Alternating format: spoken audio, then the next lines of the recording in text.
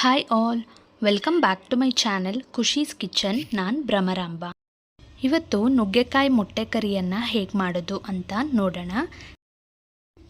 ಮೊದಲಿಗೆ ಮೊಟ್ಟೆಯನ್ನು ಬೇಯಿಸ್ಕೋಬೇಕು. ನಾನು 5 ಮೊಟ್ಟೆಯನ್ನು ತೊಗೊಂಡಿದ್ದೀನಿ. ಇದಕ್ಕೆ ಸ್ವಲ್ಪ ಉಪ್ಪನ್ನು ಹಾಕ್ಕೊಂಡು ಒಂದು 6ರಿಂದ 8 ನಿಮಿಷ ಮೊಟ್ಟೆಗಳನ್ನು ಬೇಯಿಸ್ಕೋಬೇಕು. ಕಡಿಮೆ ಉರಿನಲ್ಲೇ ಬೇಯಿಸ್ಕೋಬೇಕು. ಮತ್ತೊಂದು ಕಡೆ ಮಸಾಲೆ ರೆಡಿ ಮಾಡ್ಕೊಳ್ಳೋಣ. ಇದಕ್ಕೆ ಒಂದು ಬಾಣಲಿ ತೊಗೊಂಡು 5ರಿಂದ 6 ಲವಂಗ, ಒಂದು 2ರಿಂದ 3 ಪೀಸ್ ಚಕ್ಕೆ, ಖಾರಕ್ಕೆ ಅನುಗುಣವಾಗಿ ಮೆಣಸಿನ್ಕಾಯನ್ನು ತೊಗೋಬೇಕು. ನಾನು ಇಲ್ಲಿ ಸುಮಾರು 10 ಒಣಮೆಣಸಿನ್ಕಾಯನ್ನು ತೊಗೊಂಡಿದ್ದೀನಿ.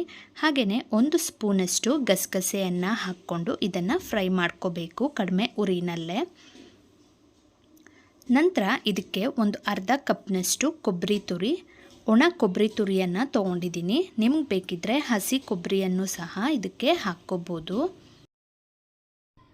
ನಂತರ ಒಂದು 2 ಸ್ಪೂನಷ್ಟು ಧನಿಯಾ ಕಾಳುಗಳನ್ನು ಇದಕ್ಕೆ ಹಾಕ್ಕೊಂಡು ಮತ್ತೆ ಫ್ರೈ ಮಾಡ್ಕೊತೀನಿ. ಕಡಿಮೆ ಉರಿನಲ್ಲೇ ಫ್ರೈ ಮಾಡ್ಕೊಳ್ಳಿ, ಆಗ ಫ್ಲೇವರ್ಸ್ ಅನ್ನೋದು ಚೆನ್ನಾಗಿ ರಿಲೀಸ್ ಆಗುತ್ತೆ. ಈಗ ಕಲರ್ ಚೇಂಜ್ ಆಗಿದೆ, ಹಾಗೆಯೇ ಮಸಾಲೆನೂ ಸಹ ರೆಡಿ ಆಗಿದೆ. ಇದನ್ನು ಈಗ ಮಿಕ್ಸಿ ಜಾರ್ಗೆ ಒಂದು ಈರುಳ್ಳಿಯನ್ನು ಹಾಕ್ಕೊಂಡು ಒಂದು ಚಿಕ್ಕ ಸೈಜಷ್ಟು ಹುಣಸೆ ಹಣ್ಣಿನ ರಸನೂ ಸಹ ನೆನೆಸಿಟ್ಕೋಬೇಕು. ಈಗ ನಾವು ಫ್ರೈ ಮಾಡಿದ್ದ ಮಸಾಲೆಯನ್ನು ಹಾಕ್ಕೊಂಡು ಹುಣಸೆ ಹಣ್ಣಿನ ರಸ ಹಾಕ್ಕೊಂಡು ಸ್ವಲ್ಪ ಕೊತ್ತಂಬರಿ ಸೊಪ್ಪನ್ನು ಹಾಕಿ ಇದನ್ನು ನುಣ್ಣಗೆ ರುಬ್ಕೋಬೇಕು. ಮತ್ತೊಂದು ಕಡೆ ಒಂದು ಪಾತ್ರೆ ತೊಗೊಂಡು ಅದಕ್ಕೆ ಒಂದು 2 ಸ್ಪೂನಷ್ಟು ಎಣ್ಣೆಯನ್ನು ಹಾಕ್ಕೊಂಡು ಒಂದು 2 ನುಗ್ಗೆಕಾಯನ್ನು ಈ ರೀತಿ ಪೀಸಾಗಿ ಕಟ್ ಮಾಡಿ ಹಾಕ್ಕೊಂಡಿದ್ದೀನಿ.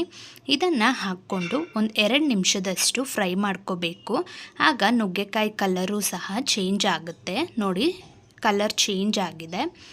ಈಗ ಇದನ್ನು ಒಂದು ಬೌಲ್ಗೆ ತೆಗೆದಿಟ್ಕೋಬೇಕು. ಈಗ ಅದೇ ಪಾತ್ರೆಗೆ ಮೊಟ್ಟೆಯನ್ನು ಈ ರೀತಿ ಸ್ಲಿಟ್ ಮಾಡಿ ಹಾಕ್ಕೊತೀನಿ. ಇದಕ್ಕೆ ಸ್ವಲ್ಪ ಅರಿಶಿಣದ ಪುಡಿ ಹಾಗೆಯೇ ಸ್ವಲ್ಪ ಉಪ್ಪನ್ನು ಹಾಕ್ಕೊಂಡು ಫ್ರೈ ಮಾಡ್ಕೋಬೇಕು. ಎಗ್ಗು ಔಟರ್ ಲೇಯರು ಕ್ರಿಸ್ಪಿಯಾಗಿ ಆಗೋವರೆಗೂ ಕಡಿಮೆ ಉರಿನಲ್ಲಿ ಫ್ರೈ ಮಾಡಿಕೊಂಡು ಇದನ್ನು ಸಹ ಒಂದು ಬೌಲ್ಗೆ ತೆಗೆದಿಟ್ಕೋಬೇಕು. ಈ ಕಾಂಬಿನೇಷನ್ ಹೇಗೆ ಬಂತು ಅಂತ ನೀವು ಸಹ ಟ್ರೈ ಮಾಡಿ ನಂಗೆ ಕಾಮೆಂಟ್ ಸೆಕ್ಷನಲ್ಲಿ ತಿಳಿಸಿ. ಈಗ ಅದೇ ಪಾತ್ರೆಗೆ ಒಂದು 1/4 ಸ್ಪೂನಷ್ಟು ಸಾಸಿವೆಯನ್ನು ಹಾಕಿ ಸಾಸಿವೆ ಸಿಡಿದ ನಂತರ 2 ಈರುಳ್ಳಿ, 2 ಹಸಿಮೆಣಸಿನ್ಕಾಯನ್ನು ಹಾಕ್ಕೊಂಡು ಫ್ರೈ ಮಾಡ್ಕೋಬೇಕು. ನಂತರ ಇದಕ್ಕೆ 1 ಟೊಮೆಟೊವನ್ನು ಈ ರೀತಿ ಕಟ್ ಮಾಡಿ ಹಾಕ್ಕೊಂಡು ಸ್ವಲ್ಪ ಉಪ್ಪನ್ನು ಹಾಕ್ಕೊಂಡು ಫ್ರೈ ಮಾಡೋದ್ರಿಂದ ಟೊಮೆಟೊಸ್ ಬೇಗನೆ ಸಾಫ್ಟ್ ಆಗುತ್ತೆ. ಈಗ ನಾವು ರುಬ್ಬಿಟ್ಟಿದ್ದ ಮಸಾಲೆಯನ್ನು ಹಾಕ್ಕೊಂಡು ಒಂದು ಸತಿ ಮಿಕ್ಸ್ ಮಾಡ್ಕೋಬೇಕು. ಈಗ ಕರಿ ಕನ್ಸಿಸ್ಟೆನ್ಸಿಗೆ ಎಷ್ಟು ನೀರು ಬೇಕೋ ಅಷ್ಟು ನೀರನ್ನು ಹಾಕ್ಕೋಬೇಕು. ನಾನು ಇಲ್ಲಿ 1 ಚೊಂಬು ನೀರನ್ನು ಹಾಕ್ಕೊಂಡು ಒಂದು ಕುದಿ ಬರೋವರೆಗೂ ಬಿಟ್ಟು ನಂತರ ಫ್ರೈ ಮಾಡಿ ಇಟ್ಕೊಂಡಿದ್ದ ನುಗ್ಗೆಕಾಯಿ ಹಾಗೆಯೇ ಮೊಟ್ಟೆಗಳನ್ನು ಹಾಕ್ಕೊಂಡು ಕರಿ ಕನ್ಸಿಸ್ಟೆನ್ಸಿ ಬರೋವರೆಗೂ ಚೆನ್ನಾಗಿ ಕುದಿಸ್ಕೋಬೇಕು. ನೋಡಿ, ಈಗ ರೆಡಿ ಆಗಿದೆ.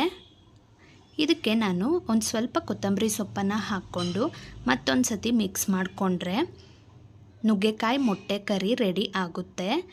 ಈ ರೆಸಿಪಿ ಅನ್ನ ಮುದ್ದೆಗೆ ಚೆನ್ನಾಗಿರುತ್ತೆ. ಈ ಸಿಂಪಲ್ ರೆಸಿಪಿನ ನೀವು ಸಹ ಟ್ರೈ ಮಾಡಿ. ಹೇಗೆ ಬಂತು ಅಂತ ನಂಗೆ ಕಾಮೆಂಟ್ ಸೆಕ್ಷನಲ್ಲಿ ತಿಳಿಸಿ.